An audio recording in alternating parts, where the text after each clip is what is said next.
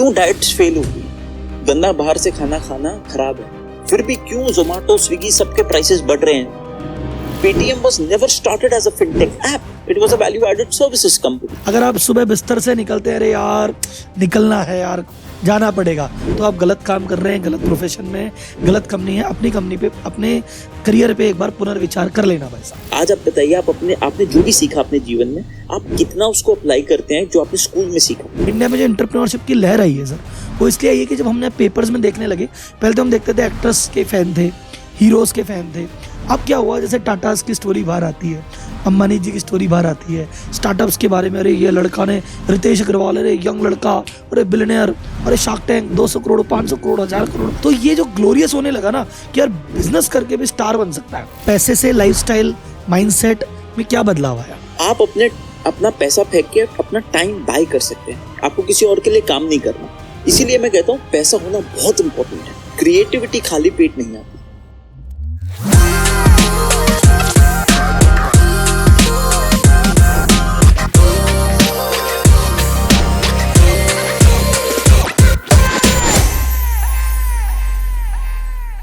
आज की जर्नी हम कर रहे हैं कि स्टार्टअप लीजेंड के साथ। इंडिया में जब से स्टार्टअप चालू हुआ है, स्टार्टअप का एस भी लोगों ने नहीं सुना था, यह स्टार्टअप ये चीज होती क्या है, तब से रितेश जी इस फील्ड में काम कर रहे हैं। तो इन्होंने इस स्टार्टअप सेक्टर को बनते एक छोटे बच्चे से ना, पैदा होते से लेके, बढ़ते से लेके और आज एकदम जवान कर दिया है। तो आज हम इनसे जो सीखेंगे ना, वो मेरे हिसाब से आपको स्टार्टअप फील्ड में बहुत सारे लोग हैं, आपको बहुत चीज सिखाएंगे, बट जो होता है ना कि जीरो से लेके यहाँ तक, और स्टार्टअप और उसके अलावा जितनी भी चीजें, आप माइंडसेट की बात करें, स्टार्टअप की बात करें, अपन को यहाँ सीखने को मिलेगी। तो सर मैं आप सबका वेलकम करता हूँ। और एक चीज मैं एक कहना चाहता हूँ कि भाई शुरुआत से कहानी, आपकी शुरुआत से कहानी बाद में स्टार्ट करूंगा, मेरे लिए वो एक अलग सेक्शन है। अभी मैं अपनी कंपनी से बातचीत स्टार्ट करते हैं कि 2012 वो टाइम जब स्टार्टअप का किसी ने एस भी नहीं जाना था, उस समय लोगों को लगता था धंधा बनाओ, बिजनेस करो, एक दुकान खोलो, एक फैक्ट्री खोलो, ऑफिस खोल दो। आप डॉक्टर थे तो भले प्रैक्टिस करो, क्लिनिक खोलो। तो उस समय बिजनेस करने की सोचना, वो भी स्टार्टअप में, तो ये दिमाग में कहाँ से चीज आई, और वो जब आपने किया, वो दौर कैसा दौर था बेसिकली। आजकल के स्टार्टअप जो 2024 में कहते हैं हमारे पास ये नहीं है, वो नहीं है, मैं उनको बताना चाहता हूँ कि 2012 में जब सर ने चालू किया तब क्या हाल थे। देखिए राहुल जी, सबसे पहले तो मैं आप सभी के दर्शकों का स्वागत करता हूँ। Very excited for this because हम दोनों की जर्नी काफी सिमिलर है। देखिए, एक प्रोफेशनल हमारे, जब मैं 2007 में मैंने अपना कॉलेज ज्वाइन किया था, तो हमारे वही 4 प्रोफेशन है, डॉक्टर, इंजीनियर, सीए या लॉयर। अब आप सीए से कैसे इतने बड़े मोस्ट फॉलोड सीए बने इंटरनेट के ऊपर, और हम कैसे डॉक्टर से एंटरप्रेन्योर बने, तो ये बड़ा ही 2012 में है ना। और इसका बड़ा अच्छा एक आंसर है, वो ये है कि हम सभी यंग पेरेंट्स को कहते हैं हर इंसान डिफरेंट है। आप ये देखिए कि एक इंसान की कौन सी ऐसी प्रकृति है, नेचर है, और उसको उसके काम से मैच कीजिए। प्रॉब्लम हमारे देश के साथ क्या है, जब हम 10th क्लास में होते हैं, हमारे को बताया जाता है कि आपको चूज करना है कि आप अपने जीवन में अगले 70 साल क्या करेंगे, और वो एक बहुत डेंजरस चीज है। तो मुझे लगता है, मैं 2007 में जब मैं MBBS कॉलेज में गया, मैंने देखा मुझे तो अच्छा ही नहीं लग रहा डॉक्टर बनना, और 5.5 साल मुझे पता है मैंने अपना कॉलेज कैसे काटा है। अगर आपको मंडे मॉर्निंग को मजा नहीं आ रहा ना कॉलेज जाने में, पढ़ाई करने में, लाइब्रेरी जाने में, रिसर्च करने में, या अपना काम करने में, और संडे को घबराहट हो रही है कि यार अगले दिन मंडे जाना है, इसका मतलब आप गलत प्रोफेशन में है या आप गलत कंपनी में है। तो ये मेरा मानना है। और मेरे को, मैं गंगाराम में अपनी CRRI इंटर्नशिप कर रहा था, और सुबह सुबह OT जाना सबसे खराब लगता था। और मैंने कहा, रितेश, अगर आने वाले 70 साल तेरे को हॉस्पिटल में घुसना अच्छा नहीं लगता, तो खुश कैसे रहे। तो वहां से आइडिया है कि यार कुछ भी करूंगा। मेरे को जो इंटरेस्ट था वो था बिजनेस। तो हमारी मदर ने हमसे पूछा कि करोगे क्या, और हमारे यहाँ पे क्या 37 डॉक्टर हैं परिवार में। तो हमने कहा, मैं चाहे सड़क पे खड़ा होके छोले भटूरे बेचूंगा, ये मेरा एक्चुअल आंसर था, बट मैं डॉक्टर नहीं बनूंगा। बहुत लोग हमारे देश के अंदर, मेजॉरिटी लोग वो काम कर रहे हैं जो उनको पसंद नहीं है, और उसी का ही रीजन है हमारे देश में सबसे ज्यादा इंजीनियर बैंकर बनते हैं। उसी का ही रीजन है हमारे देश के अंदर जो प्रोफेशंस हैं वो बहुत ज्यादा मिक्स एंड मैच हो जाते हैं, because civil engineer finally MBA करके बिजनेस एनालिस्ट बनता है। मेरा अपना एक मानना यह है, मैं रॉबर्ट फ्रॉस्ट का बहुत वो 2 लाइनें मुझे बहुत मोटिवेट करती हैं। There were 2 roads in the forest and I took the road less traveled and that has made all the difference. आप ना वो काम कीजिए, अगर आपको बहुत तरक्की पानी है, आप वो काम कीजिए जो बाकी सब नहीं कर रहे। भीड़ साहस तो देती है लेकिन पहचान छीन लेती है। तो मेरा मानना यह है that don't follow the masses, at times M is silent। ये बहुत डीप चीज है। अगर आपको कोई ऐसा काम करना है जो आपको बहुत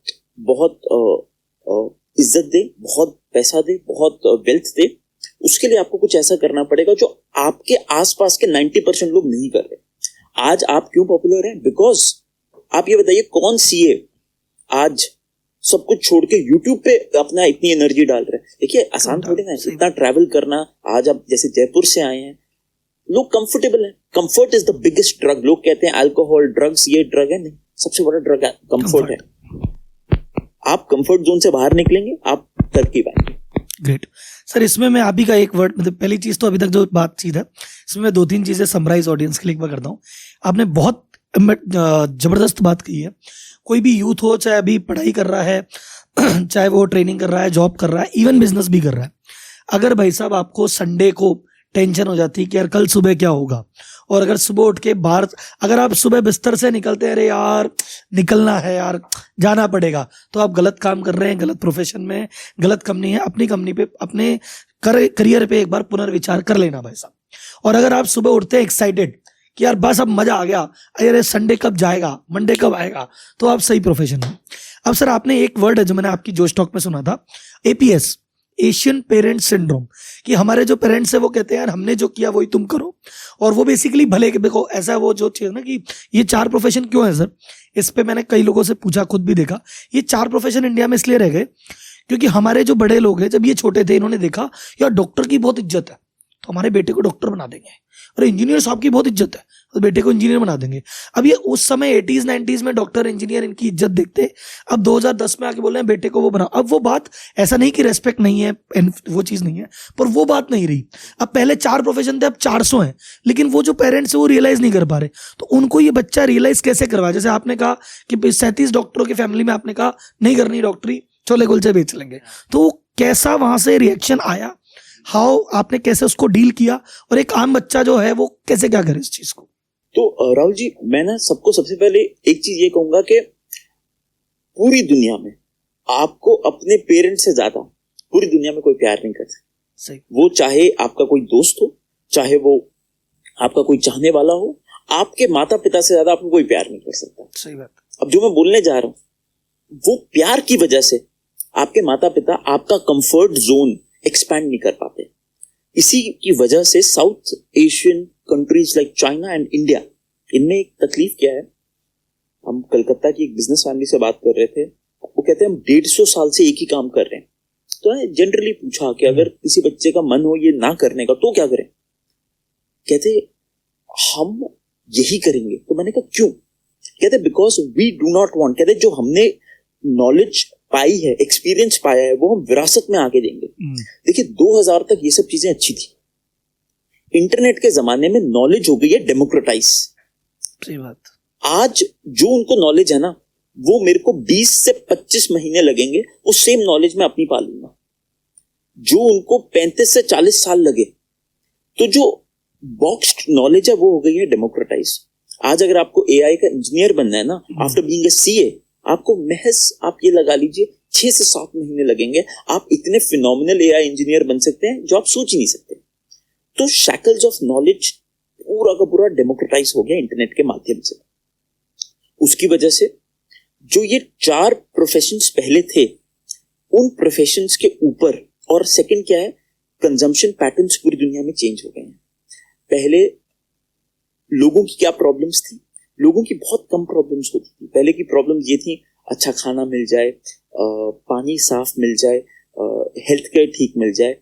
आज लोगों का कंजम्पशन पैटर्न बहुत डिफरेंट है। आज इंटरनेट एक बेसिक नेसेसिटी है। आज हम ये देख रहे हैं 85 करोड़ लोगों के पास इंटरनेट है।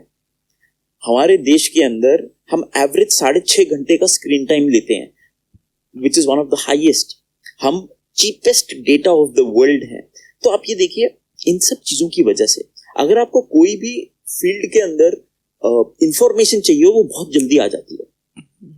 तो इसकी वजह से आज आपको, जैसे मैं डॉक्टर हूं, मेरे को रियल एस्टेट की बैकग्राउंड की जरूरत नहीं है कोवर्किंग अच्छा खोलने की। हमने one of the finest coworking not of India but of the world खोला। उसकी वजह ये थी कि पैशन था। अगर आपके पास पैशन है ना तो आपके पास सारी इंफॉर्मेशन आपके साथ आ जाएगी।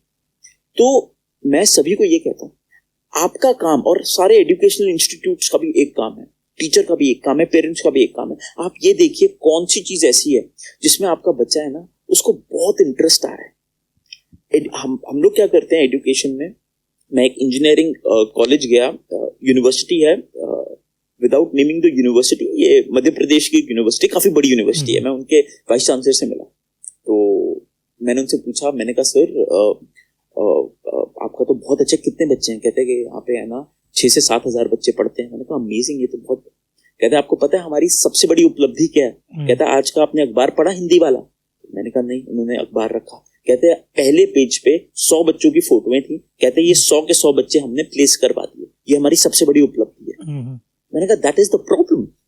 The goal of a university और a college is not to get students placed, वो तो बाय प्रोडक्ट है। अगर प्लेस नहीं हो रहे हैं वो तो उसका मतलब आपका बार ही बहुत छोटा है। सही बात।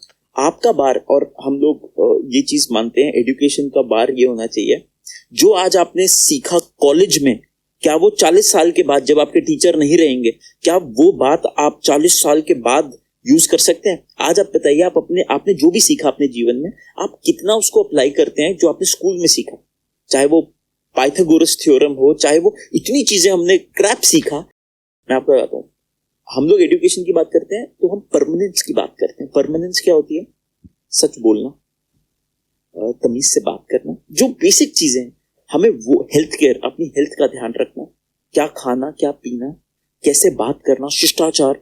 आज के डिजिटल जमाने में ईमेल कैसे लिखना, आप शॉक्ड हो जाएंगे, हमारे देश में 60% लोगों को ईमेल एटिकेट्स नहीं है। तो मुझे लगता है ये बहुत इंपॉर्टेंट, इनको बोलते हैं इंफॉर्मेशन ऑफ परमानेंस। कौन सी ऐसी चीजें हैं? लीडरशिप, आप एंजाइटी कैसे मैनेज करें। आज मेंटल हेल्थ बहुत बड़ा चैलेंज है। फाइनेंस, टैक्स, अरे बाबा रे राहुल जी, आप एफडी करानी है, क्या करना है? आप ये देखिए ना राहुल जी, ये कितनी अजीब बात है कि हिंदुस्तान जैसे इतने बड़े देश में बेसिक पर्सनल फाइनेंस आपको बीड़ा उठाना पड़ रहा है बताने का, और स्कूल्स में ये सब नहीं बताया जाता। और सोसाइटी ये कहती है कि पैसा कमाना गलत है। सोसाइटी, आप बचपन से, मेरे दादाजी ने कभी ये नहीं कहा कि बेटा खूब पैसा कमाओ, हमें ये कहा कि इज्जत कमाओ। इज्जत जरूर इंपॉर्टेंट है, बट क्या ठीक से कमाया हुआ पैसा गलत है? तो मुझे लगता है कि हमें एजुकेशन सिस्टम को रिवायर करना पड़ेगा। और मेरा तो बहुत सिंपल फंडामेंटल है, हम अपने जीवन में है ना, जब मैं 24 साल का हुआ, जब मेरे को अपनी डॉक्टर का खिताब मिला, हमने ये सोच लिया था जीवन अभी तक मैं अपने फैमिली की लिए जिया हूं, जैसा उन्होंने कहा वैसे किया, अब नहीं करूंगा। जीवन एक है, it takes 1:84 trillion times to be born as a human being. बहुत बड़ा गिफ्ट है टू बी बोर्न। आज हम यहाँ पे हैं, इस धरती पे, बहुत बड़ी बात है। लोग अपना टाइम वेस्ट कर रहे हैं। यू शुड अंडरस्टैंड, जो ये प्रिविलेज है to be born on this planet, अगर आप उसका 1 मिनट भी वेस्ट कर रहे हैं तो आप गलत हैं।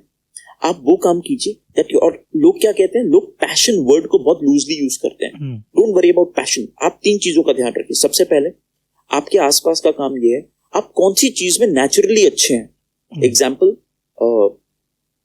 माधुरी ma'am is amazing eight dance, ये एक स्किल है। लता जी गाने में बहुत अच्छी थी। कुछ ऐसी स्किल्स हैं जो भगवान ने आपको विरासत में दी है, आपका ब्रेन वैसा वायर्ड है।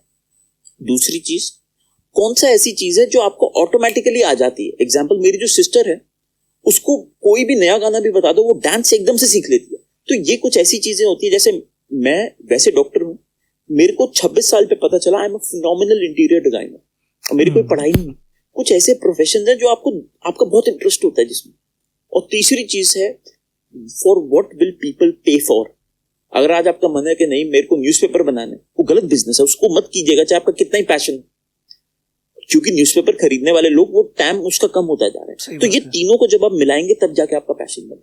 और एक और चीज़ आपने बहुत गहरी चीज़ बोली यहाँ पे सर, वो इनफैक्ट कि इंडिया में मैं जैसे हम क्लास में भी जब मैं बताता हूँ, कभी हम क्लास लेते हैं सर, एक व्यापारी टू सीईओ करके एक प्रोग्राम हम रन करते हैं कि जिसमें जो एमएसएमई है उनको कैसे कॉर्पोरेट की तरफ लेके जाएं। तो वहाँ पे मैं एक टॉपिक कवर करता हूँ कि भाई हमारी सोसाइटी ने बहुत पहले से, जैसे अगर मैं प्रेमचंद की किताबें पढ़ता हूँ तो वहाँ ये था कि अमीर था तो बेकार था, अमीर था तो बेकार था, और गरीब था तो कितना अच्छा था। मैं 70s 80s की पिक्चर्स देखता हूँ तो हीरो गरीब होता है और जो विलन होता है अमीर होता है। तो अमीरियत को बुराई से जोड़ दिया गया था बहुत पहले, इसलिए शायद पैसे को भी ध्यान नहीं दिया। और चाइना ने जब सोचा कि अमीर होंगे तो उन्होंने एक कॉइन किया था कि बीइंग रिच इज ग्लोरियस। पूरा कैंपेन चलाया कि अमीर होना गर्व की बात है। तो वो धीरे धीरे आया, और अभी इंडिया में जो एंटरप्रेन्योरशिप की लहर आई है सर, वो इसलिए आई है कि जब हमने पेपर्स में देखने लगे, पहले तो हम देखते थे एक्ट्रेस के फैन थे, हीरोज के फैन थे। अब क्या हुआ, जैसे टाटास की स्टोरी बाहर आती है, अंबानी जी की स्टोरी बाहर आती है, स्टार्टअप्स के बारे में, अरे ये लड़का ने, रितेश अग्रवाल, अरे यंग लड़का, अरे बिलियनियर, अरे शार्क टैंक 200 करोड़ 500 करोड़ 1000 करोड़। तो ये जो ग्लोरियस होने लगा ना कि यार बिजनेस करके भी स्टार बन सकता है। अरे देखो रितेश सर को देखो यार, इन्होंने क्या चीज करके दिखाई। तो जब आप जैसी सक्सेस स्टोरीज, रितेश जी, विजय शेखर जी, शार्क्स, आपकी सक्सेस स्टोरी बाहर आती है ना, तो अब यूथ का जो इंटरेस्ट जना है वो इसीलिए है कि अब पैसे को लेके एक वो चीज आ गई है। लेकिन सर अभी भी है कि वो बहुत एक शेकल्स में है बेसिकली। तो एक जो बड़ा शेकल था अभी आपने कवर किया कि पेरेंट्स का एक था वो कंफर्ट जोन वाला, एक थोड़ा सर्किल का या एक्सपोजर का भी शेकल है। मैं कल एक व्यक्ति से मिल रहा था, सीए थे वो, उन्होंने कहा सर मैं एक्स इनकम कमाता हूँ और मैंने सोचा कि 2x का प्लान करते हैं, अगले 5 साल में x से 2x जाएंगे। मैंने कहा वैसे तो बहुत छोटा गोल है, 5 साल में 10x सोचो। बोले मैंने 2x सोचा। मेरे आसपास वाले कहते क्या यार आप ऑलरेडी इतना तो कर ही रहे हो, घर तो है ही, गाड़ी तो है ही, ये सब कर ही रहे हो। तो एक जो विजन है ना ये बहुत लिमिटेड है, क्योंकि एक तो बंदे को एक्सपोजर नहीं। तो उस पर आप कैसे हैं कि भाई बंदा अपना विजन कैसे बढ़ाए, क्योंकि हम क्या संतोषी वाले आदमी है कि लाख रुपए का खर्चा है, 1.5 लाख कमा लिया, जीवन में बहुत है, बच्चे अच्छा खा लिया, अच्छा पी लिया, ठीक है। वो ठीक वाला आदमी तो खुद का पेट पालेगा ना। वो अगर इंडिया को हमको ग्रो करना है, जो एक आपका वर्ड में आपसे बोरो करता हूं कि भारत भाग्य विधाता, अगर अपन को बनाना है भारत को बड़ा, तो फिर ये तो सबका कंट्रीब्यूशन लगेगा और ये अपने विजन से नहीं आगे बढ़ेगा। इस पे क्या बोलते हैं आप? मुझे ऐसा लगता है कि I love this line, you are a product of top 5 people with whom you spend your time. Humans इतने कंटेजियस होते हैं, मेंटल एटीट्यूड्स कितने कंटेजियस होते हैं कि आपको मैं बता नहीं सकता। अगर आपका सर्कल जिनके साथ आप बहुत समय बिताते हैं, अगर वो सर्कल एक फिनोमिनल सर्कल नहीं है तो आप बहुत कम चांसेस हैं कि आप सक्सेसफुल हो। एम्बिशन हमेशा पुल अप होता है। आप सोच ही उतना सकते हैं जितना आपकी वाइल्डेस्ट ड्रीम में जाएगा, और हर चीज 2 बार होती है, पहले यहां होती है फिर रियलिटी में होती है। ये बहुत मेरे को अच्छा लगता है कि आप कुछ भी करिए, अगर आपको जीवन में 100 करोड़ कमाने हैं, सबसे पहले आपको 100 करोड़ यहां कमाने पड़ेंगे। You need to firmly believe with conviction that you can earn 100 CR। और एक और बहुत interesting part of being a human is manifestation. और आप मैनिफेस्ट वही कर सकते हैं जो आपका एम्बिशन है। अगर आज मेरा एम्बिशन ही नहीं है, जब मैंने मन से ये सोच लिया ना, मन के जीते जीत मन के हारे हार, अगर मैंने मन से ये सोच लिया, मैं आपको बताता हूँ, 24 साल की उम्र में मेरे पास एक बटुआ था, उसमें मैंने ना लिखा था कि 30 साल से पहले मेरे को 100 करोड़ से ज्यादा कमाना। ये मैंने लिखा था, एक ड्रीम था मेरा। मेरे को आज ये रिग्रेट होता है, अगर 1000 लिखता ना तो शायद 1000 कमा लेता। What you right is what you get. ये पहली तो ये चीज है। दूसरी चीज ये है, मैं अपना एक टेम्परमेंट रखता हूं कि I would pay anything to be in good company. Good company does not mean के वेल्दी लोगों के साथ, वेल्दी इन कैपिटल के साथ। Good company means people who are of character, integrity, will, who want to change, learn, and I think have the best cohort. अगर आप अपने 5 लोगों के साथ जिनके साथ टाइम स्पेंड कर रहे हैं, अगर आप उसमें सबसे कम नहीं है ना, और आपके पास और 4 लोग हैं जो आपसे बेहतर हैं, आप देखिएगा धीमे धीमे आप उनके and keep on changing your circle. And that does not mean कि आप अपने पुराने दोस्तों को भूल जाओ. My best friend is a school teacher and I love him with all my heart. But I spend a lot of time with people who are maybe 100x of who I am today. And I think जब आप उन लोगों के साथ होते हो ना, जब आप एक प्राइवेट यॉट में जाते हो उनकी, आपके दिमाग में क्वेश्चन आता है कि यार ये तो नॉर्मली है ना, इन्होंने प्राइवेट यॉट ले ली तो रितेश तू क्यों नहीं ले सकता? ये क्वेश्चन बहुत है, इंपॉर्टेंट है कि तू क्यों नहीं कर सकता। और ये तभी आएगा जब उस यॉट में उनके पास बैठोगे, यहाँ बैठ के आ नहीं सकता, क्योंकि यहाँ पे बैठ के ऐसा लगता है कि वो कुछ अलग है। जब आप उनके पास जाते हो ना, आपको लगता है यार ये तो सेम है, इनकी भी लाइफ में वही प्रॉब्लम्स हैं, इनकी भी फैमिली में यही प्रॉब्लम है, और इनके पास भी उतने ही कम रिसोर्सेज थे। जब ये कर सकते हैं तो मैं क्यों नहीं? और ये इंपॉर्टेंट, ये सबसे इंपॉर्टेंट जो चीज है ना, मैं सब लोगों को ये बताना चाहता हूँ, ये क्वेश्चन पूछना है क्यों नहीं। आपने जिन सज्जन का एग्जांपल लिया, उन्होंने ये क्वेश्चन नहीं पूछा क्यों नहीं, उन्होंने ये कहा क्यों, कि मैं क्यों करूं, उसका ऑपोजिट कीजिए आप। तो पहले तो ये। दूसरा, मेरे को हमेशा ये लगता है कि अगर आपका सर्कल अच्छा है, and that does not mean, लोग है ना सर्कल को पैसे से तोलते हैं कि नहीं ये पैसे वाले लोगों के पास नहीं। सर्कल का मतलब है उन लोगों से जो आप कल्चरली, जिनके साथ आपकी वाइब मैच करती है, आप उनके पास जाइए। और वाइब एक ऐसी चीज है जहां पे ना पैसा आता है ना कुछ आता है, you just be a part of this kind of networks and that is amazing. So ये मेरा हमेशा लोगों को सबमिशन रहता है, change your circle, you will change your life. Great sir. और सर्किल में ऐसा नहीं कि पीपल ही, there are many other thing, because मेरे जैसे मैं 9 साल का था, मेरे पापा एक्सपायर हो गए थे, तो मेरा जो फाइनेंशियल वो है बहुत बुरा था, मतलब बहुत अच्छे स्कूल में नहीं पढ़ा, अच्छे कॉलेज में नहीं पढ़ा, ना कोई बहुत अच्छे आसपास में रहा।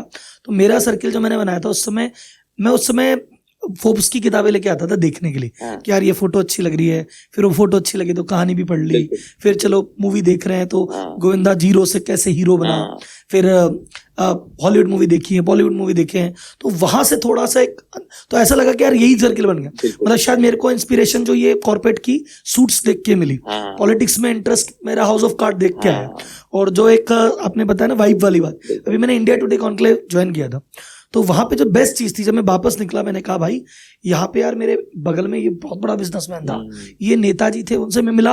अब वैसे तो टीवी में ही देखते हैं, और वो सामने थे यार, थे तो इंसान ही यार, नॉर्मली तो थे, ऐसी तो बात कर रहे थे, तो वो फर्क पड़ता है।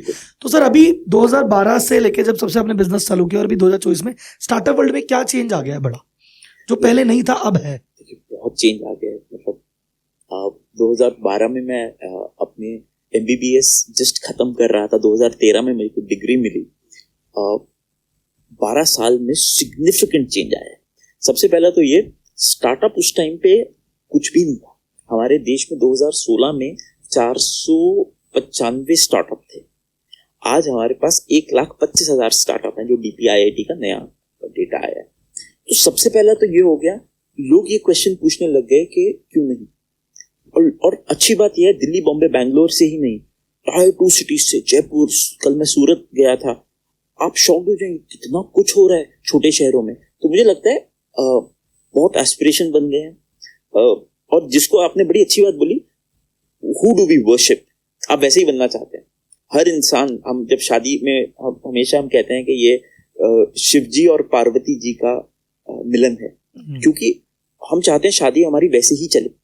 जब हम लोग कोई काम करने जाते हैं, हम कहते हैं ये अर्जुन है और ये अपना तीर सीधा मछली की आंख पे देख के करेगा। तो हम इंस्पिरेशन लेते हैं लोगों से। हम जब कुछ गलत करते हैं तो हम कहते हैं देखो रावण ने भी गलत किया था। Stories are very powerful Rahul ji, stories are very powerful. जैसे आपने कहा ना, हम किसको सेलिब्रेट करते हैं। एक मूवी आई थी गुरु के नाम से, मैं शायद 15 या 16 साल फेवरेट मूवी है सर वो मूवी देख के ना राहुल जी, मेरे को है ना बहुत मोटिवेशन मिली। मुझे ये लगा कि यार जब धीरज लाल हीराचंद अंबानी कर सकते हैं तो रितेश मैं क्यों नहीं कर सकता? क्योंकि सोसाइटी आपको 100 रीजन बताएगी आप क्यों नहीं कर सकते। आप तोतले आप नहीं कर सकते, आपकी शक्ल अच्छी नहीं है आप नहीं कर सकते, आपको इंग्लिश नहीं आती आप नहीं कर सकते, आप ये ना आपको 100 रीजन बताएगी। आपको सिर्फ एक रीजन चाहिए उन 100 रीजन को कवर करने के लिए, और वो एक रीजन है कि जब उसने किया तो मैं क्यों नहीं। तो मेरा मानना यह, स्टोरीज आर पावरफुल। जितनी ये स्टोरीज आएंगी पब्लिक में, जितनी ये कहानियां डेमोक्रेटाइज होंगी, उतना ही ज्यादा आपका इंक्रीमेंट होता रहेगा जीवन में। तो इसलिए हम तो बहुत सारी स्टोरीज पढ़ते हैं। 2012 में कोई खास स्टोरीज नहीं थी, फिर फ्लिपकार्ट की स्टोरी आई, फिर पेटीएम की स्टोरी आई, फिर ऐसे कर करके आज 114 यूनिकॉर्न्स हैं, उन सब की स्टोरीज आ रही हैं, उनमें भी बहुत तकलीफें हैं, उनमें से अब कुछ प्रॉफिटेबल यूनिकॉर्न्स होंगे, उनकी स्टोरीज आएंगी। तो हर चीज, हर स्टोरी से है ना हम मोटिवेट होते हैं, हम इंस्पायर होते हैं। एंड इंस्पिरेशन एक ही चीज है, अगर आपको भारत भाग्य विधाता करना है ना, आपको मल्टीपल लोगों में एक स्पार्क लेके आना पड़ेगा इंस्पिरेशन का, जो उनको अपनी कंफर्ट जोन से बाहर करे। आप अगर आपको केमिस्ट्री आपने पढ़ी हो तो एक एटम जो होता है उसमें एक न्यूक्लियस होता है, उसके आसपास इलेक्ट्रॉन की रिंग्स होती है KLMN। आपको कॉन्टिन्यूअसली अपने जो ये जो सर्कल्स है ना उनको चेंज करना पड़ेगा। प्रॉब्लम क्या है, हम एक ही सर्कल में रहते हैं। आपको अगर यहां से प्लूटो जाना है और अगर आप मार्स के आसपास ही घूमते रहेंगे तो कैसे जाएंगे? आपको वहां से अपनी एनर्जी चेंज करके मार्स के बाद जाना पड़ेगा जुपिटर, वहां से सैटर्न, वहां से आगे, वहां से आगे, वहां से आगे, तब जाके आप डेस्टिनेशन पे पहुंचेंगे। अब जिसका सपना ही नहीं है बाहर जाने, वो तो धरती पे ही बैठा रहेगा। तो मेरा तो ये मानना है, आपका जितना बड़ा ड्रीम होगा और आप कन्विक्शन से ये सोच लीजिए कि ये ड्रीम मैंने पाना है, आप हो ही नहीं सकता, कोई चीज आपको जीवन में रोक नहीं सकती, ये मेरा मानना है। और वो अगेन वन थिंग कि यहाँ जो हो जाएगा तो फिर वहाँ हो जाएगा। अगर दिमाग में आ गया कि प्लूटो जाएंगे, बिल्कुल, तो फिर प्लूटो जाने के रास्ते भी मिलेंगे, पैशन भी मिलेगा, यू कंफर्ट जोन से बाहर जाओगे। यहाँ प्लूटो आया ही नहीं तो फिर तुम घर से निकलोगे ही नहीं। Great sir. तो एक सर जैसे भी आपने कहा कि ये जो स्टोरीज आई, स्टोरीज में शायद शार्क टैंक इंडिया का भी काफी बड़ा योगदान रहा। शार्क टैंक इंडिया को लेकर सर आपकी क्या राय है, इसने कैसे चेंज किया? मुझे तो लगता है इसने सबसे पहले मेन स्ट्रीम कर दिया चीज को। हाँ। कि ये जो चीजें कुछ लोग की नीश में डिस्कशन होता है, अब टेबल पे बैठ के मम्मी डिस्कस कर रही है, मैंने ये देखा, पापा कह रहे हैं, दादाजी कह रहे हैं, तो शायद मेन स्ट्रीम हो गया है। बिल्कुल, मुझे लगता है शार्क टैंक का योगदान हिंदुस्तान में ही नहीं ग्लोबली बहुत बड़ा है, एंटरप्रेन्योरशिप को डेमोक्रेटाइज करना। देखिए, आपको लगेगा जो आप सेलिब्रेट करते हैं आप वैसे ही बनना चाहते हैं। जब हम मैं आपको बताता हूँ, मेरे फादर बताते कहते कि जब हम मूवीज देखते थे, हम देखते थे कि नहीं यार, अमिताभ बच्चन यहाँ से चालू किया और वो ऐसा बन गया, तो हमारे को भी, और हम इतने इमोशनल, हमारा कंट्री बहुत इमोशनल है। जैसे ही मूवी आई और मूवी में एक्टर का नाम राहुल आया, बच्चों ने अपने बच्चों का नाम राहुल रखने लगे। तो वो एक, हम we are very emotional nation. हम मूवीज से बहुत, हमारे देश के अंदर 4 चीजें चलती हैं, बॉलीवुड, क्रिकेट, रिलीजन और पॉलिटिक्स। हम इन चारों से इतना ज्यादा तीव्र गति से इमोशनलाइज होते हैं। तो जैसे जैसे हम लोग इस एंटरटेनमेंट की दुनिया को, में स्टार्टअप को मेन स्ट्रीम करने लग गए, वैसे वैसे ये कहानियां डेमोक्रेटाइज हुई। और हुआ क्या, बच्चों में तो पैशन था पहले से, पहली बार माँ बाप समझने लग गए कि यार अगर अमन ने कर लिया ना तो यार मेरा बच्चा भी कर लेगा। अमन की कहानी बहुत अच्छी कहानी है। तो मुझे ऐसा लगता है शार्क टैंक का ये बहुत अच्छा योगदान रहा है। शार्क टैंक को लेकर जैसे कभी कभी कुछ कंट्रोवर्सी आती है कि यार ये कंटेस्टेंट कहता है मेरा प्रॉफिट है, कहता है मेरा ये प्रॉफिट है, कहते नहीं आपका प्रॉफिट कम है, या कंटेस्टेंट कहता है मेरा लॉस है, कहते हैं आपका तो लॉस है, हम नहीं कर सकते। और फिर उसमें आता है कि यार आप तो जो बैठे हैं आपका भी लॉस है, तो ये इन लॉस वालों को आप ऐसा क्यों बोल रहे हो, या आप इन प्रॉफिट वालों को क्यों नहीं कंसिडर कर रहे हो। या एक जो कहते हैं ना, मैं जजेस को लेके थोड़ा बहुत ये चीज हुई। स्टार्टअप और एमएसएमई में सर एक ब्रेक रहता है। जैसे मैं एमएसएमई वाले बैकग्राउंड से आता हूँ, व्यापारी की बात करते हैं, सॉलिड बिजनेस की बात करते हैं, तो हमेशा क्या आता है कि स्टार्टअप में स्टोरीज तो है, पर वो जो एंड में प्रॉफिटेबल है, एग्जिट्स हैं, प्रॉफिटेबल होना, एग्जिट होना, ये कम है। अभी वो वाला चीज थोड़ी अंडर डेवलप सी है। तो जो पुराने बिजनेसमैन है वो उसको बहुत ज्यादा अडेप्ट नहीं करे, बोले स्टार्टअप तो यार लॉस का खेल है। प्लस वीसीज का भी आजकल माइंडसेट ये हुआ है कि पहले ग्रोथ फोकस थे, अब कह रहे हैं ग्रोथ तो चाहिए ही चाहिए, लेकिन इसमें प्रॉफिट का एलिमेंट लेके आओ। तो ये जो अभी सक्सेस स्टोरीज हम सुनते हैं उसमें मोस्टली प्रॉफिटेबल नहीं है। तो इसमें क्या आप इनपुट देंगे? सबसे पहले तो हम ना स्टार्टअप को एक बहुत, हम अनफॉर्चुनेटली हम एमएसएमई को फोकस नहीं कर पाते बिकॉज ऑफ स्टार्टअप्स इतना ज्यादा, जैसे यही फर्क पता है मैं आपको बताऊं क्या है फर्क, वही है बड़े पर्दे का और एक थिएटर का।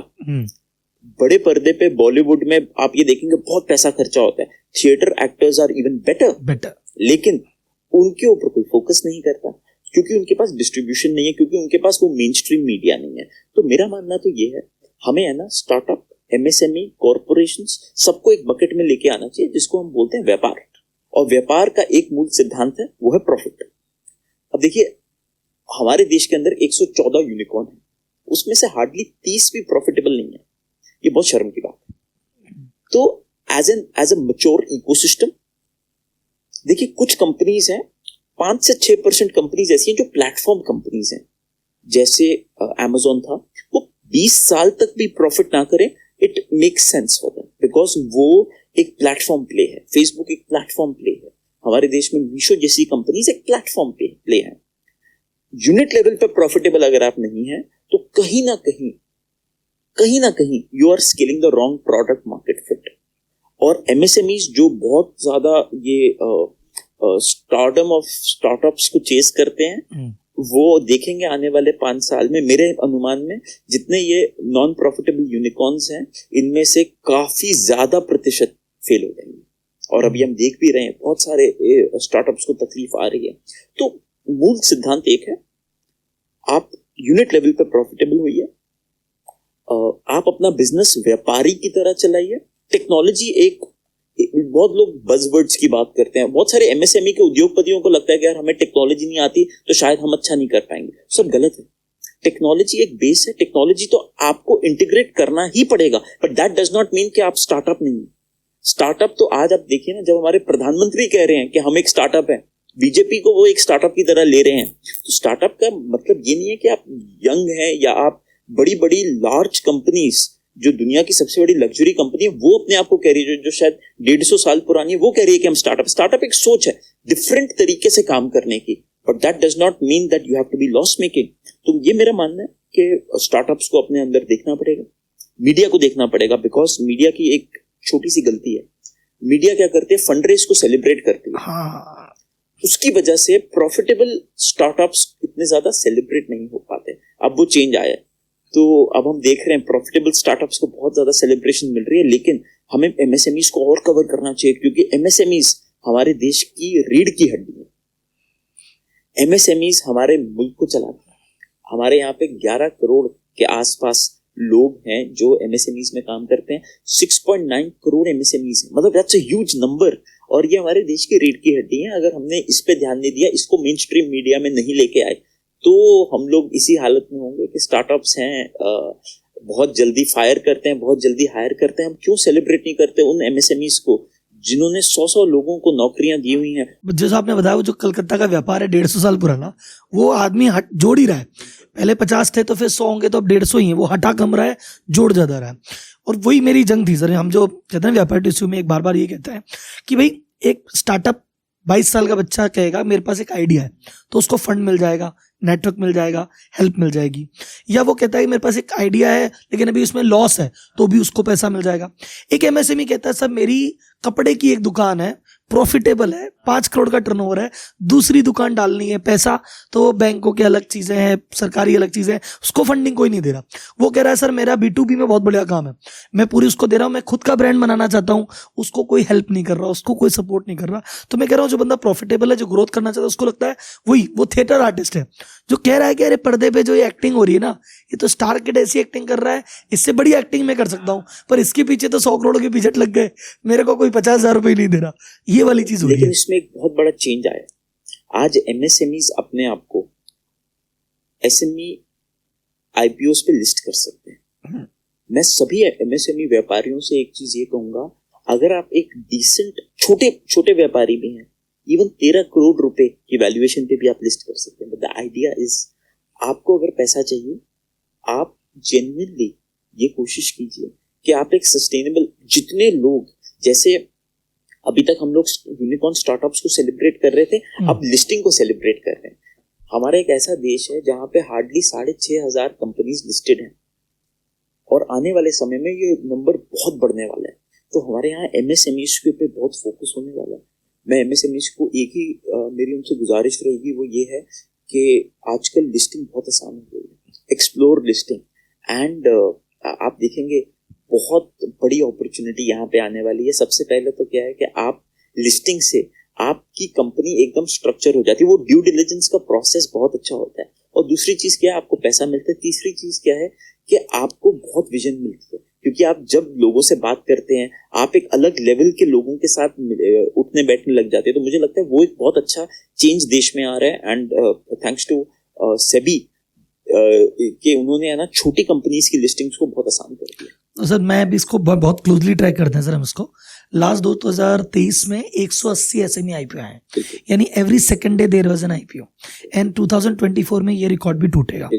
एंड अभी हमारा एक मिशन है, अब बूट कैम्प करके एक प्रोग्राम रन करते हैं, उसमें से कुछ लोगों को छांट के एसएमई आईपीओ के लिए हम रेडी करवा रहे हैं। हमारे एक मित्र हैं कृष्णीत, उन्होंने अभी अपना आईपीओ निकाला है with the name TAC, cyber security की कंपनी चलाते हैं, और पहले दिन 174% का गेन। इट्स नॉट अबाउट कि वो गेन हुआ, बट देखिए जैसे गेन हुआ मीडिया लग गई पीछे, अब वो कंपनी एकदम से लाइमलाइट में आ गई। तो मुझे लगता है कि एमएसएमईज को, स्टार्टअप्स को फाइनल गोल एक ही होना चाहिए।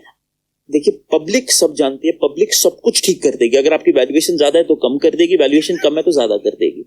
आप देखिए कृष्णीत की ने अपनी वैल्यूएशन कम रखी हुई थी, वो पहले दिन ही उसने पब्लिक ने ज्यादा कर दी, और किसी ने ज्यादा रखी हुई थी वो कम कर देता है। तो द आइडिया इज पब्लिक सब फाइनल गोल, चाहे आप लॉस मेकिंग है प्रॉफिट मेकिंग है, go on the public exchange, ये फाइनल गोल होना चाहिए स्टार्टअप। मेरा सब वो कहना कि पब्लिक है सब जानती है, market is a great leveller, वो सब बराबर कर देता है, आप जैसे भी हो। सर एक इंटरेस्टिंग चीज, जैसे अभी आईपीओ की बात आई और आपने कहा कि IPO should be the final destination, मैं भी उसके साथ हूँ। इसमें बस मेरा एक आपसे सवाल है कि ये जो बीच में बिजनेसेस सेल होते हैं, जैसे अभी आपका जो एक सेल था कि आपने एक इनोवेट बिल्ड किया and you sold at a certain position, तो मेरा एक सवाल होता है, और मैं इसमें खुद पर्सनली कंफ्यूज इसलिए आपसे पूछ रहा हूँ कि बिजनेस को एक लेवल पे अपन बढ़ाते रहें कि एक इन्वेस्टर, दूसरा investor, series A B C D, then IPO and then forever कि लेगेसी कंपनी है मेरी 3 जनरेशन भी चलाएगी, या एक जो डिसीजन है कि build a business 7 to 8 years, sell it off, start into something new, क्या होना चाहिए? और आपने जो सेल किया था उसमें आपका क्या माइंडसेट था, मतलब why did you sell and why did you scale it up to IPO? So Rahul ji, मैं ये मानता हूँ बिजनेस का ना एकमात्र फोकस ये होना चाहिए कि अगर आज आप बिजनेस चालू कर रहे हैं तो आपने बिजनेस 300 साल के लिए चलाना है। आपके इसका मतलब अगर आपको 300 साल के लिए चलाना है तो आपकी जो प्रेजेंस है इस अर्थ पे, इस धरती पे, उसकी भी बात चलाना है। तो बिजनेस का सबसे पहला प्रोसेस होना चाहिए कि it should be a system and process led company. Second ये होना चाहिए it should be a very long term thinking company. Third ये होना चाहिए कि इट डज नॉट मैटर कि आप ये ना जो एक्विजिशंस होते हैं, आईपीओ होता है, ये सब माइलस्टोन्स हैं। बिजनेस जो होता है ना, जब आप एक बिजनेस चालू करते हैं, तो जब हमने इनोवेट चालू किया, कभी ये थोड़ा ना सोचा था कि हम 3 साल में बेच देंगे। आप अच्छा बिजनेस बनाने पे ध्यान दीजिए, आप फोकस कीजिए सिर्फ और सिर्फ कि हमें अच्छा बिजनेस बनाना है, हमारे रिसोर्सेज के हिसाब से जो हम इनपुट दे रहे हैं उससे ज्यादा आउटपुट लेके आना है, सारे स्टेक होल्डर्स की मदद करनी है, चाहे वो कस्टमर हो, चाहे वो हमारे पार्टनर्स हो, चाहे वो इन्वेस्टर्स हो, चाहे वो हमारे एम्प्लॉइज हो, चाहे वो धरती हो। सस्टेनेबिलिटी एंगल बड़ा इंपॉर्टेंट है। आपका गोल ये होना चाहिए। अब उसके बाद जब आप काम कर रहे होंगे, आपको ऑप्शन आएंगे बीच में। कभी आएगा कि नहीं आपका बिजनेस अच्छा चल रहा है, हमें इस कंपनी में कुछ स्टेक लेना है। कभी आएगा कोई कहेगा कि नहीं हमारे को तो स्टेक नहीं, हमें तो आपकी कंपनी खरीदनी है। कभी ये होगा कि नहीं हमें तो आईपीओ लेके जाना है। तो वो बाय प्रोडक्ट है, वो हो सकता है 3 साल में आए, हो सकता है 20 साल भी ना आए। तो उस हिसाब से मैंने तो अपनी लाइफ में कॉल लिया था, जब हमें अच्छा वैल्यू पर शेयर मिल रहा था तो हमने एग्जिट ले लिया। बट ओवरऑल इस सोच से हम कभी नहीं जाते कि हमें, जब अगर आप 2016 में मुझसे पूछे जब हमने इनोवेट चालू किया था, तो हमारा फोकस ये नहीं था कि हम लोग इसको बेचना चाहते हैं कभी भी। तो बेचने से अगर आप चालू करेंगे तो आप कभी बना ही नहीं पाएंगे। आपको हमेशा लॉन्ग टर्म थिंकिंग से एक बिजनेस बनाना। Great sir. तो सर एक चीज है, जब वो सेल हुई, क्योंकि एक पर्सपेक्टिव है, कई लोगों को ऐसा लगता है कि एक मुझे नाम याद नहीं आ रहा जिन्होंने कहा था, एक बहुत फेमस थे, उन्होंने कहा था कि मैं चाहता हूँ जिंदगी में हर आदमी पैसा कमा ले ताकि उसको ये पता पड़े कि this is not the answer. ये किसने कहा था मुझे याद नहीं आ रहा है, कि लोगों को लगता है पैसा आएगा तो पूरी दुनिया बदल जाएगी, जाने क्या ही हो जाएगा। But when it happened for you, 2016 में आप कंपनी स्टार्ट की, 3 साल में बेच दी, एक बहुत अच्छा हैंडसम एग्जिट 220 करोड़ की वैल्यूएशन पे। तो the moment the money hit the bank, कि अभी आप बैठे हैं 11 बजे कुछ भी नहीं, 12 बजे अकाउंट में पैसे आए, तो 1 बजे कुछ बदला क्या? मतलब व्हाट हैपेंड लाइफ में, कुछ चेंज आया क्या? वो पैसे से लाइफस्टाइल, माइंडसेट में क्या बदलाव आया? पैसा कभी भी गोल नहीं होता, बट पैसा एक बहुत इंपॉर्टेंट टेंजिबल मेट्रिक है जिसको सोसाइटी मानता है। हमारे फैमिली में हमारी कोई इज्जत नहीं करता था जब तक वो पैसा नहीं आया। द थिंग इज, किसी लेमैन को कैसे पता चलेगा कि रितेश अच्छा काम कर रहा है? वो पता चलेगा या तो रितेश को फॉर्च्यून मैगजीन से अवार्ड मिल जाए, या लोगों को पता चल जाए कि इन्होंने पैसा कमाया। ये 2-3 वजह से ही पता चलता है, या पोजीशन आएगी, या फिर पावर आएगी, या फिर पैसा आएगा। ये 3 पी हैं। अब हमारा एक चौथा पी है जो इन सबसे ऊपर है, वो है पर्पस। हमारे लिए जीवन में पैसे की एक सिर्फ एक, जब मैं 24 साल का था, मैंने आपको बताया मैंने 100 करोड़ का गोल्ड लिया था, तब ना मेरे को पैसा कम, मैं चाहता था पैसा, मुझे लगता था पैसे से कुछ चेंज आएगा। कुछ चेंज नहीं आता, पैसे से सिर्फ एक चेंज आता है, और वो है आपको फ्रीडम मिल जाती है। अगर आपके पास पैसा होता है ना, आपके पास ऑप्शंस होती हैं, आप अपना पैसा फेंक के अपना टाइम बाय कर सकते हैं। आपको किसी और के लिए काम नहीं करना। इसीलिए मैं कहता हूं पैसा होना बहुत इंपॉर्टेंट है। क्रिएटिविटी खाली पेट नहीं आती। क्रिएटिविटी के लिए देखिए 2 टाइप की इनोवेशन है दुनिया के अंदर। एक है फोर्स्ड इनोवेशन जो होती है इजराइल के अंदर, कि हमारा मुल्क जंग में है, वॉर में है परपेचुअली, तो हमारे को अपने आप को बहुत मेहनत करके अपने रिसोर्सेज को यूज करके इनोवेट करना पड़ेगा। एक होती है इनोवेशन जो आती है भरपूरता से, जो अमेरिका में होती है, कि हम लोग वॉर पे नहीं है लेकिन हमें दुनिया का सबसे ज्यादा स्मार्ट और क्रिएटिव और इनोवेटिव मुल्क बनना है। तो ये दोनों इनोवेशंस का रीजन डिफरेंट है, बट ले दे के दोनों इनोवेशंस पैसे से। तो मुझे लगता है फ्रीडम इज, सबसे बड़ा चेंज ये आया कि यार मुझे ना कल से आई एम फ्री। ये नहीं है कि मेरे को किसी इन्वेस्टर का फोन उठाना ही उठाना है, मन किया तो उठाऊंगा। हाँ। अगर नहीं होता, किसी से पैसा लिया हुआ तो इमीडिएटली उठाना है। मेरे टर्म्स पे चल सकती है लाइफ। हाँ, ऑप्शंस खुल गए। तो वो मेरे लिए इंपॉर्टेंट था। But by the end of the day मैंने ये देखा कि एक लेवल के बाद पैसे की ना कोई हैप्पीनेस और मनी एक स्पिरिचुअल चीज है। पैसा एक लेवल के बाद प्लेटू हो जाता है, और उसके बाद कितना भी पैसा आए आपकी हैप्पीनेस में चेंज नहीं आता। तो ज्यादा इंपॉर्टेंट आपको हैप्पीनेस के लिए फ्रीडम इंपॉर्टेंट है, उसके साथ आपका पर्पस है। अगर आपका पर्पस नहीं रहा, इसीलिए उसके बाद मैं अपने और पर्पसेस देख रहा हूँ, और ऐसी कौन सी चीजें हैं जहां पे मुझे बहुत इंटरेस्ट है। सपोज धीरू भाई अंबानी ने स्टार्ट किया था कि यार मैं तो विमल बनाऊंगा, तो विमल का टाइम तो लिमिटेड ही था ना। वो तो फिर वहां बैकवर्ड इंटीग्रेशन करते करते टाइम बढ़ता गया, और आज तो उनका जैसा टाइम तो पूरी दुनिया टाइम कर ली उन्होंने। तो सही बात है कि टाइम तो क्योंकि फाउंडर अगर अच्छा है तो आज ये तो कल वो, और जैसे ही वो जाएगा तो एक नया डैम खोल लेगा वो। मैं इसमें एक और चीज बताऊंगा प्लीज। बहुत फाउंडर्स क्या करते हैं, रिपोर्ट्स पढ़ते हैं कंसल्टेंट्स की, और देखते हैं कि आने वाले 10 सालों में कौन सी इंडस्ट्री है जो ग्रो करने वाली। वो बहुत अच्छी चीज है, लेकिन अगर आपको उस इंडस्ट्री में पैशन नहीं है तो आप ह्यूमंस ना बहुत इंटरेस्टिंगली वायर्ड है, हम फाइनली मीन पे आ जाएंगे। आप कुछ भी कर रहे हो, आप 3 दिन के लिए तो एक्सरसाइज कर सकते हो, चौथे दिन के लिए आपको सस्टेन्ड मोटिवेशन चाहिए। सस्टेन्ड मोटिवेशन आपके पैशन वाली एरिया में ना बहुत क्विकली आ जाती है। आप बहुत लोग होते हैं ना, पहले 3 दिन तो ऐसे मतलब डाइट करेंगे जो आप सोच नहीं सकते। क्यों डाइट्स फेल होती हैं? आप ये बताइए। सबको पता है कि खाना ये गंदा बाहर से खाना खराब है, फिर भी क्यों जोमेटो स्विगी सबके प्राइसेस बढ़ रहे हैं, शेयर प्राइसेस क्यों बढ़ते हैं? रीजन क्या है? Humans are indisciplined. By nature, we are negative, indisciplined and addicted. Sustained motivation किसी के पास नहीं, और डिसिप्लिन तो किसी के पास है ही नहीं। अगर आप पैशनेट हैं तो आपकी इंडस्ट्री में आपको डिसिप्लिन और आपको सस्टेन्ड मोटिवेशन एक पुल और सपोर्ट देता है। तो मेरा मानना ये है, आप ये देखिए इंडस्ट्री कौन सी ग्रो कर रही है, लेकिन उससे ज्यादा 75% फोकस कीजिए कौन सी एरियाज हैं जो आपको पसंद है। जैसे जोमेटो की कहानी, दीपेंद्र की बहुत अच्छी कहानी है कि दे स्टार्टेड एज कि मेन्यू नहीं होता था, तो उन्होंने एक डिजिटल मेन्यू की एक छोटी सी ऑनलाइन प्लेटफॉर्म से चालू किया था। उन्होंने ना डिलीवरी का सोचा, ना कि वो सिर्फ डिस्कवरी एज अ प्लेटफॉर्म से चालू किया था। तो आप कहां से चालू करेंगे? Paytm was never started as a fintech app, it was a value added services company. तो आप कहां से चालू करते हैं, कहां से एग्जिट करते हैं, किसी को नहीं पता।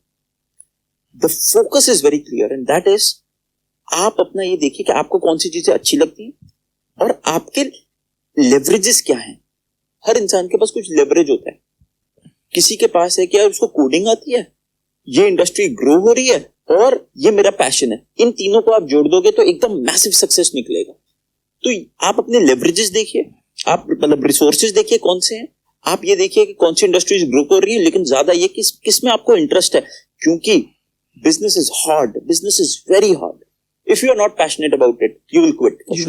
ये exactly that's statement Steve Jobs ने भी ये कहा था, पैशन इसीलिए जरूरी है क्योंकि बनेगा तो बनने में बहुत डिफिकल्टी आएगी. 3 शब्द जो हमारे अंग्रेजी के शब्दकोश में सबसे ज्यादा यूज किए जाते हैं, यूज नहीं मैं कहूंगा अब्यूज किए जाते हैं. सबसे पहले टाइम, दूसरा ट्रस्ट और तीसरा पैशन. किसी को ये तीनों चीजों, सबको पता टाइम वेस्ट नहीं करना चाहिए. सब लोग पूछते हैं यार टाइम क्या हुआ है, आप शॉक्ड हो जाएंगे. टाइम इतना ज्यादा अब्यूज किया जाता है क्योंकि ह्यूमंस को नहीं पता कि उनके टाइम की क्या वैल्यू है. कब पता चलता है? जब वो डेथ बेड पे होता है, तब आपको रिग्रेट आता है यार उस टाइम पे कर लिया होता ना.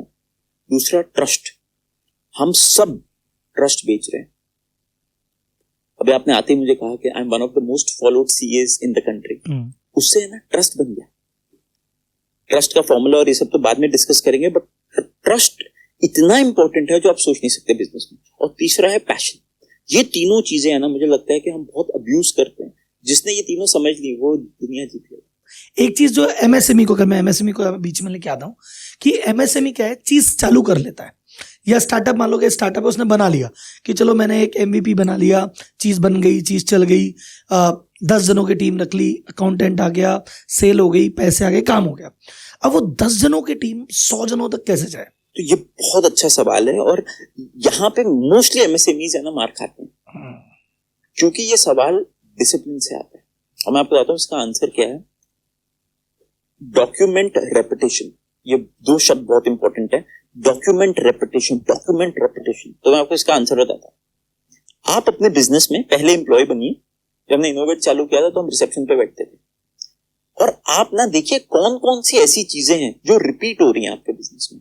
जैसे अब ये मेरा लाइफ का रूल है, ऑपरेशंस बहुत सिंपल है. It is all about document repetition. आप सुबह आए 9 बजे, आपने कहाँ की लाइट खोलनी है, उसके बाद आप रात को गए, आपको कौन सी लाइट बंद करनी है, पानी का कंटेनर कब आएगा, वॉशरूम कितनी देर के बाद क्लीन होना है. ये तो मैं आपको अपने बिजनेस के हिसाब से बता रहा हूँ. फोन की लाइंस में टेम्पलेट्स कैसे बनेंगे. आप ये देखिए आपके बिजनेस, आपका एक बिजनेस एक लिविंग ऑर्गेनिज्म है. जैसे हम एक लिविंग ऑर्गेनिज्म है. हमारी बॉडी के अंदर बड़ा कुछ चल रहा है, कुछ एसिड्स रिलीज हो रहे हैं, हम खाते हैं, उसके बाद हम लोगों का किस तरीके से पूरी बॉडी फंक्शन होती है. ये एक लिविंग ऑर्गेनिज्म है. बिजनेस भी वैसा ही है. कुछ लोग आते हैं, वो वैल्यू क्रिएट करते हैं. एक कस्टमर आता है, वो वैल्यू लेके चला जाता है, उसके एवज में आपको उससे थोड़ी ज्यादा वैल्यू देता है. बहुत सिंपल है. आपने 7 रुपए लगाए ये मग बेचने के लिए, तो और आपने इसको 10 रुपए में बेचते हो, 3 रुपए आपके पास आए. अब हर बिजनेस में रेपिटेटिव टास्क्स होते हैं. As the first employ you start documenting the most important, ये वर्ड बहुत इंपॉर्टेंट है, मोस्ट इंपॉर्टेंट रेपिटेटिव टास्क्स, जिसके बिना बिजनेस नहीं चल सकता. तो हमने है ना अपने बिजनेस में 11 आइटम्स देखे, और मैं हिंदी में अपने हाउसकीपर्स को एक नोट बना के सबको रटवा देता था. ये 11 चीजें आपने करनी है. आप अपने एम्प्लॉइज का एक मैनुअल, अभी तक क्या है, एम्प्लॉइज के पास कोई डायरेक्शन नहीं होती. तो अगर आपको इसमें एक लाइन ऐड करूं sir, most of the case में एम्प्लॉय नहीं होते. ओनर कहता है मैं ही कर लूंगा, मैं अकेला ही बहुत हूँ, हम 5 जने ही बहुत है, हमको रखना ही नहीं है. तो majority large companies want low skill low will, और इसीलिए एमएसएमई में क्या है, हम लोगों को चाहिए, हम लोग क्या ढूंढते हैं, हम लोग ढूंढते हैं वो लोग जो अच्छी स्किल हो, अच्छी विल हो, और दे डोंट रियलाइज आपको लो स्किल लो विल के लिए आपको अच्छा सिस्टम बनाना है. अच्छे सिस्टम बनाने के लिए आपको शांति से डॉक्यूमेंटेशन करनी है. और अगर आपने एक बार डॉक्यूमेंट कर दिया, आप ये सोचिए अगर आप 1 घंटा भी अगर आपने अपना दिन का बचा लिया एक एम्प्लॉय हायर करके, सिर्फ 1 घंटा, तो हम बात कर रहे हैं 365 घंटों की. 365 घंटों का मतलब हुआ कितने, 15-20 दिन हो गए. मतलब मैं जस्ट ये कह रहा हूँ, ये समय जो है ना आपको उस पर बहुत काम करना. कुल मिला के सर आपने बहुत बड़ी प्रॉब्लम एमएसएमई की मतलब बता दी बेसिकली, कि तुम इसलिए परेशान हो कि तुम्हारा लो स्किल लो विल आदमी लेके बैठे हो, पर सिस्टम नहीं लेके बैठे. तो ये लोग हैं, सिस्टम है नहीं, अब ये लोग हैं, अब ये तुम्हें परेशान भी करेंगे और इनके साथ तुम्हें लगे रहना पड़ेगा. सबसे बड़ी प्रॉब्लम क्या है, हाँ, अगर आप छुट्टी पर चले गए तो ये सो जाएंगे. सही बात. अगर आपका सिस्टम है तो आप क्या कर रहे हैं. मैं आपको इंटरेस्टिंग बताता हूं, हमारे पास इतने कैंपस हैं पूरे देश में. हमारी ये प्रॉब्लम थी कि हमें हमारा इलेक्ट्रिसिटी का बहुत बिल आ रहा था. तो हमारा जो ऑपरेशंस हेड है उसने बड़ा अच्छा आइडिया निकाला, उसने सीसीटीवी लगा दिया सारे के सारे एग्जिट उस पे जहां से हवा आ रही है, और उस एग्जिट पे रिबन लगा दिया। अगर रिबन फड़फड़ा रहा है इसका मतलब एसी चल रहा है, वो वहीं पर ही 250 कैमरेज में से देख के बता देता था एकदम से कि ये वाला एसी बंद करो। मैं आपको ये बता रहा हूँ, छोटी छोटी चीजें आपको एक्चुअली लोगों को लगता है हमें कोडिंग आनी चाहिए, हमें टेक्नोलॉजी आनी चाहिए, पता नहीं हम क्या कर लेंगे। टेक्नोलॉजी लीवर है, टेक्नोलॉजी इंटीग्रेट होगी, टेक्नोलॉजी फाइनल आपका गोल नहीं है कि आपको टेक कंपनी बनना है। इट शुड बी इनेबलर, कि आपको ये पता होना चाहिए मुझे चाहिए क्या, फिर कि मुझे ये चाहिए। अब ये चाहे आदमी से करवाऊं, चाहे मैं टेक्नोलॉजी से करवाऊं, चाहे मैं कैसे करूं, खुद करूं, it all depends. Great sir, तो कुल मिला के अगर आप इस बात को समराइज करूं कि आपको अगर जीरो से आगे बढ़ना है तो पहली बात तो आपको एक अच्छी टीम चाहिए। आज अगर आपकी टीम में अच्छी टीम में उन अच्छी टीम से काम करवाने के लिए उससे भी अच्छे सिस्टम चाहिए। जब अच्छे सिस्टम होंगे, अच्छी टीम होगी, और वो सारा काम करने की जिम्मेदारी आप ही की है, और तभी आप एंटरप्रेन्योर हैं। कि पहला काम है अच्छी टीम लाओ, दूसरा काम है उनको सिस्टम दो, and then you save your time and build something new. Great. अभी कुछ चीजें हैं, जैसे अपन कुछ इकोनॉमिस्ट भी कहते हैं, अभी कल वर्ल्ड बैंक ने कहा कि भाई एशिया, उन्होंने इंडिया की नहीं एशिया के बारे में कहा कि एशिया की ग्रोथ बहुत सही हो रही है, लेकिन जॉबलेस ग्रोथ हो रही है साहब। ग्रोथ हो रही है, और इसलिए भी हो रही है कि जैसे अगर मैन्युफैक्चरिंग से मान लो ग्रोथ होती है या एग्रीकल्चर से होती थी, तो वहां पे ग्रोथ के पीछे आदमी दिख जाते थे। अब यहाँ पे एक कंपनी यूनिकॉर्न बन गई 8,000 करोड़ की, उसकी कंपनी में आदमी 80 काम कर रहे हैं, और आगे जाके अभी जैसे टेक आ रहा है, रोबोटिक्स आ रहा है, एआई आ रहा है। अभी मैं बहुत सारे वीडियोस देख रहा था कि एक कि भैया ये रोबोट आ गया है, ये $5,000 ईयरली का है। अब इसमें तो वो बंदा चाइनीज जाके कह रहा है मैं तो 50 बंदे हटाऊंगा, मैं तो सब ये लगाऊंगा। तो ये जो मशीन आ रही है इनको रिप्लेस करने के लिए, एआई आ रहा है, चीजें और ग्रोथ हो रही है, जीडीपी बढ़ रही है, वैल्यूएशन बढ़ रही है, पर जॉब्स नहीं बढ़ रही है। इसको लेके मतलब ये कितना सही और कितना गलत है, इस पे आपकी ओपिनियन? देखिए, पहले तो हमारी इकोनॉमी तो डेफिनेटली ग्रो कर रही है, लेकिन ये भी बात बहुत सही है, ग्राउंड लेवल पे जो मैं देख पा रहा हूँ कि बेरोजगारी हमारे मुल्क में डेफिनेटली है। अब उसकी 3-4 वजह है। सबसे पहला तो ये है, जब तक एजुकेशन सिस्टम, अभी तक क्या है, एजुकेशन 20 साल लैग करता है इंडस्ट्री से। आज जो आप पढ़ाई कर रहे हैं, इंडस्ट्री उससे 20 साल आगे चल रही है।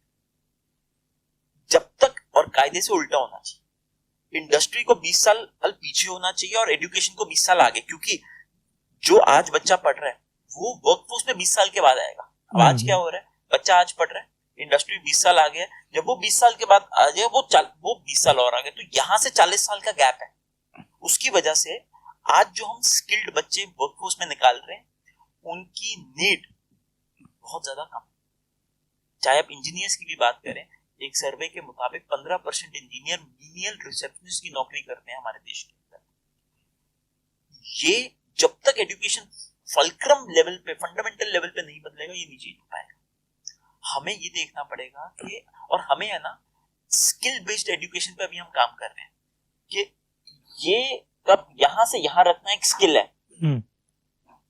हमें विल बेस्ड एजुकेशन, हम 3 चीजें देखते हैं हायरिंग में, एटलीस्ट हम लोग जो देखते हैं वो है, हम इसको बोलते हैं IWS फ्रेमवर्क, इंटेग्रिटी, विल और skill. We care about integrity, and हम एजुकेशन में इंटेग्रिटी नहीं सिखा रहे, हम विल नहीं सिखा रहे, हम क्यूरियोसिटी नहीं सिखा रहे, हम क्रिएटिविटी नहीं सिखा रहे, हम इनोवेशन नहीं सिखा रहे। हम क्या सिखा रहे हैं, हम प्लेन वनीला स्किल्स सिखा रहे हैं। और प्रॉब्लम क्या, अभी जो हम स्किल्स 14 साल में सिखाते हैं, ये स्किल्स सारी की सारी डेमोक्रेटाइज हो गई हैं। बाबर कब पैदा हुआ था, मेरे फोन पे आप शॉक्ड हो जाएंगे, मेरे को सब कुछ पता चल जाएगा, और ये तो अभी फोन पे है, सीरी से पूछ लेंगे बाबर कब हुआ था, आप शॉक्ड हो जाएंगे। आपको ये भी, आपको क्या जानने की जरूरत है, छत्रपति शिवाजी महाराज सोचते कैसे थे, उनकी ऐसी कौन सी स्किल्स थी जिनसे आपको जीवन में मदद मिल सकती है, पर्सनल फाइनेंस क्यों इंपॉर्टेंट है, टैक्सेशन कैसे कैलकुलेट होता है। अब आप ये देखिए, हमें 14 सालों में पर्सनल फाइनेंस का पी भी नहीं पढ़ाया जाता। इतनी शर्मनाक बात है हमें शुरू से, और हम जो कहानियां भी पढ़ते हैं उसमें ये होता है कि नहीं, जिसके पास पैसा है वो खराब आदमी। तो ये जब तक सोसाइटल, और ये इंपॉर्टेंट है क्योंकि हमने अंग्रेजों के जमाने से एजुकेशन नहीं चेंज की, वही सिविल सर्विसेज चल रहा है। जब तक सोसाइटल इनोवेशन नहीं होएगा इस पूरे उसके ऊपर, तब तक आपको आगे चलते हैं टेक्नोलॉजी। देखिए, टेक्नोलॉजी की वजह से 80 करोड़ नौकरियां जाएंगी 2030 तक, जिसमें बहुत सारी नौकरियां जा चुकी, और इसमें कोई शक नहीं है, ये मैं आपको गारंटी के साथ कह सकता हूँ। बहुत सारी ऐसी नौकरियां, देखिए जो बीपीओ और ये सब है ना, इवेंचुअली इनमें से ऐसा नहीं होगा कि पूरा का पूरा वाइप आउट हो जाएगा, लेकिन एफिशिएंसी इतनी बढ़ जाएगी कि आपको जहां 10 लोगों की जरूरत है वहां पे आपको सिर्फ 2 लोगों की जरूरत पड़ेगी। रेडियोलॉजिस्ट जो आपको अगर आपको 1000 एक्सरे पढ़ने के लिए 5 रेडियोलॉजिस्ट चाहिए थे, अब आपको एक ही चाहिए होगा।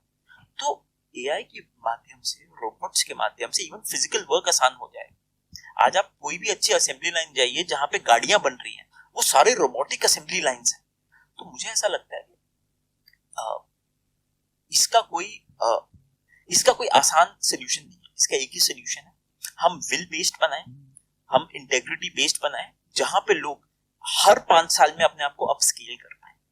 हर 5 साल के अंदर वो लोग, जैसे आप सीए पढ़ते हैं, आपके पास नए गवर्नमेंट के लॉज आते हैं तो आपको पढ़ने पड़ते हैं ना, वैसे ही जैसे हम लोग डॉक्टरी पढ़ते हैं, कोई नई प्रोसीजर आता है हमें पढ़ना पड़ता है, वैसे ही लोगों को अपने आप को अपग्रेड करना पड़ेगा हर 5 साल में।